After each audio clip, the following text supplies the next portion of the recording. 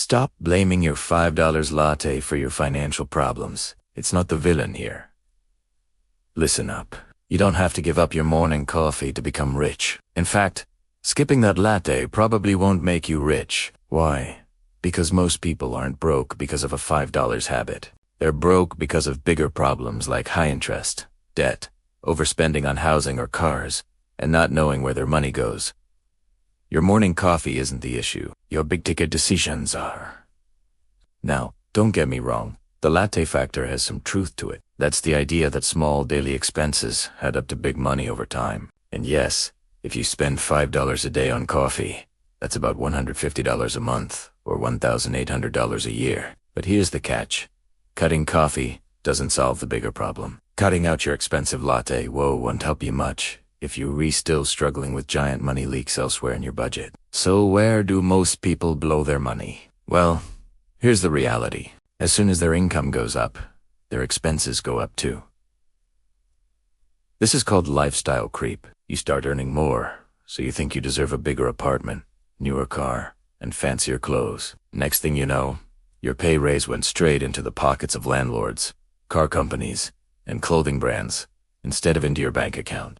Another big money leak is high-interest debt. If you carry a credit card balance or have a personal loan with a high interest rate, those monthly payments will eat away at your cash flow faster than any coffee ever could. The average American has about $36,000 in debt, not including a mortgage. And that's a lot of money being spent on interest instead of being saved or invested. Here's the deal. If you want to get ahead financially, you need to stop bleeding money in these areas. Don't let lifestyle creep push you into a bigger, more expensive place. Avoid buying new cars or use a cheaper phone plan. Stop draining your bank account every month on non-essentials. And now let's talk about the good stuff. How to fix this? 1. Track your spending. Awareness is power. Use an app or a spreadsheet to see where your money is going. Are you spending more than you thought on takeout? Do you have subscriptions you don't use? Getting clear on your spending is the first step to taking control. 2. Negotiate your bills.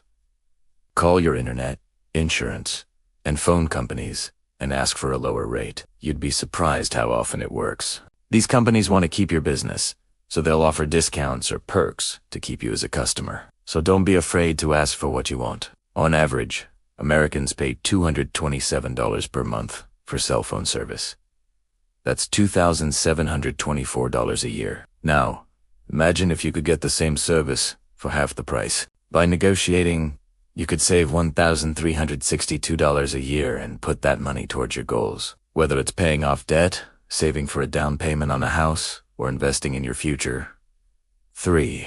Pay off debt. Prioritize credit card debt and personal loans because they usually have high interest rates. Look at your debt payments like an investment and start tackling it aggressively. The less debt you have, the more money you'll have in your pocket.